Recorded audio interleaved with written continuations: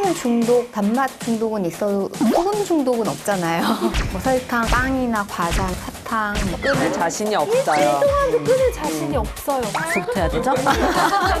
머리가 지금 멈췄어. 구강 미생물이 10초에 8천만 마리 뽀뽀를 하게 된다고 하면은 뽀뽀는 아닐 것 같아요. 키스겠죠. 좀 더 정확하게, 이건 정확한 정보를 하는 거는 크게 상관없죠.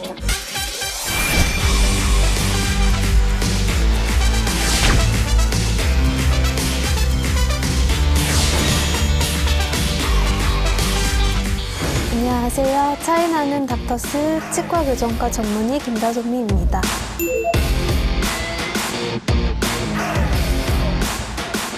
정신과 전문의 안나영입니다.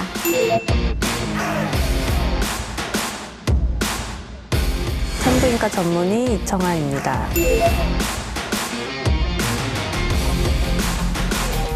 안과 전문의 이승현이라고 합니다.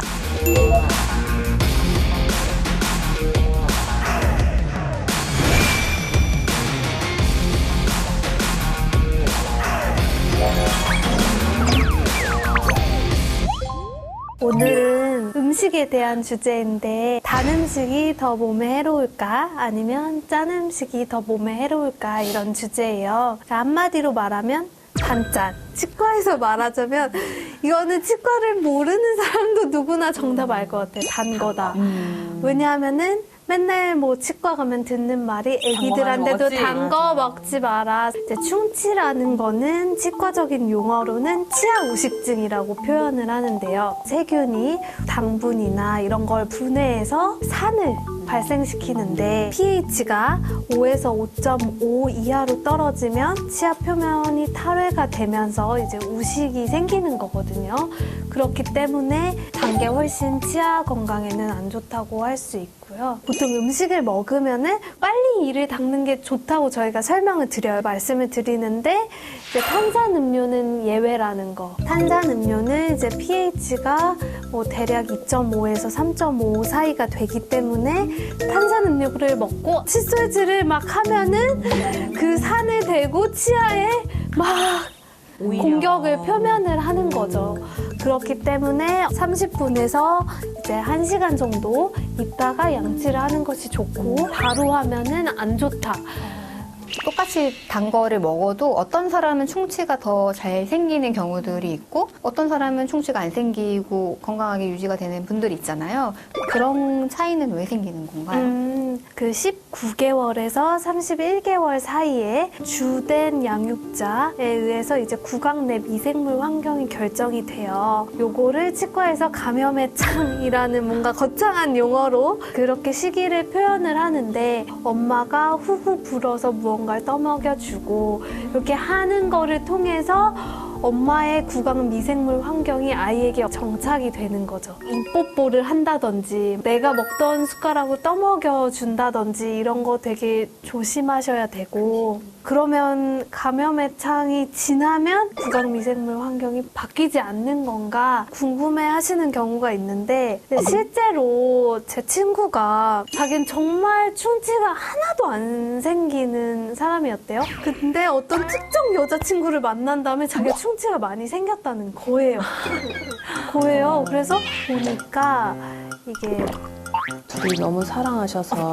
둘이 너무 사랑하셨던 것 같아요. 왜냐하면은 이제 연인이랑 이제 뭐 부부 사이에 뽀뽀를 하거나 이제 하게 된다고 하면은 뽀뽀는 아닐 것 같아요. 키스겠죠. 좀 더 정확하게, 이건 정확한 정보를 드려야 정확한 되니까. 정보를 드려야 되니까 하는 거는 크게 상관없죠.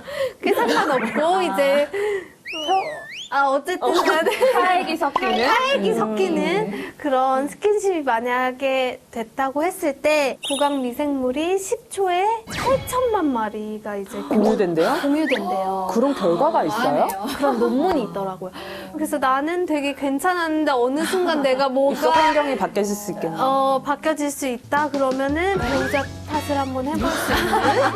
그래서 서로가 같이 힘을 써서 열심히 양치질을 하고 자기 전에 우리 서로를 위해서 노력해보자 해야 되는. 정신과에서는 보통 우리가 탄수화물 중독, 단맛 중독은 있어도 소금 중독은 없잖아요. 한계가 있죠. 그쵸. 한계가 있죠. 짠 것을 많이, 물론 짠 걸 먹어도 뭐 기분이 좋아진다거나 스트레스 풀리고 뭐 그럴 수 있지만 단맛의 중독이 조금 더 일반적으로 많은 것 같아요. 그리고 이제 단맛을 먹으면은 쾌감을 느끼게 하는 도파민이나 엔돌핀이라는 신경 전달 물질이 분비가 되고 이게 쾌감이라든지 행복감을 느끼게 하기 때문에 이제 뇌 보상회로라는 게 있거든요. 행위를 계속 유지하고 더 지속하게 만드는 역할을 하죠. 그래서 대개는 탄수화물, 정제된 탄수화물, 뭐 설탕 많이 들고 뭐 빵이나 과자나 사탕, 뭐 초콜릿, 아이스크림 이런 것들을 굉장히 많이 섭취를 하는 증상이 있는데 대개는 단맛이 든 음식들을 그렇게. 그럼 단맛에 중독된 그런 진단이 붙을 정도의 환자분들은 얼마나 먹는 거예요? 보통 일반적으로 먹는 양의 한 3배 내지는 4배 그걸 한 자리에서 먹고 허기짐을 계속 느끼는 거죠. 그 행위에 굉장히 강박적으로 집착을 하게 되고 그 단맛을 먹지 않았을 때 불쾌감이 들어요. 산부인과적으로 생각을 해보면 보통 짠 음식은 고혈압 쪽, 단 음식은 당뇨, 비만 이쪽 개념인 것 같거든요. 근데 이제 산모에게서 발생한 고혈압은 사실 염분이나 이런 거랑 연관이 없어요. 그냥 성인 고혈압과 별도의 기전으로 돌아가는 거거든요. 보통 이제 알려진 단어는 임신 중독증이라고 많이들 얘기하시는데 주된 특징이 이제 혈압 높고 막 몸이 엄청 띵띵 부으세요. 이제 그러신 분들이 그럼 선생님 제가 좀 염분을 줄이면 될까요? 짠 음식 좀 싱겁게 먹으면 될까요? 이렇게 얘기들을 하시는데 이게 짠 음식 드셔서 이렇게 되신 거는 아니에요. 싱겁게 드시면 좋겠지만 크게 이 증상의 완화에는 도움은 안 되실 거라고 임신이 끝나야 이런 변화들이 끝나는 겁니다. 이렇게 얘기를 해드리죠. 반면에 혈당을 높이는 단 음식은 임신 중에는 당대사 자체가 당뇨스럽게 더 바뀌어요. 밥을 안 먹으면 빨리 저혈당이 떨어지고 섭취를 하면 더 혈당이 확 뛰어요. 당뇨 기준도 임신성 당뇨는 따로 있는 거거든요. 따로 검사하고 따로 진단을 내리는 거죠.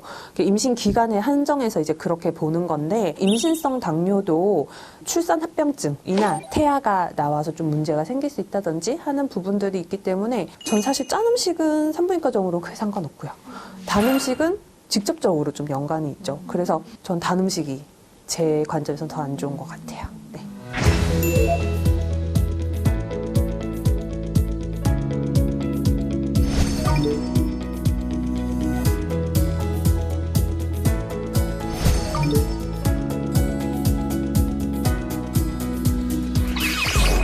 한 명은 헤비 스모커, 한 명은 헤비 알콜러. 어떤 선택을 하실 건지. 남편은 사실은 남편이 술 마시고 집안에 와서 부시고 던지고 이게 조절이 안 되잖아요. 헤비스모커들은. 교과서에 보면은 알코올이라는 챕터가 따로 있어요. 치과에서는 흡연 챕터가 따로 있어요. 네. 그래서 작은 얼굴, 작은 머리, 낮은 코 특유의 그 알코올 신드롬의 아기가 태어나면서 한 번 녹은 골소실은 다시 좋아지지가 않아요. 어머님들이 한 잔씩 마시다가 또 마시고 그래서 결국에는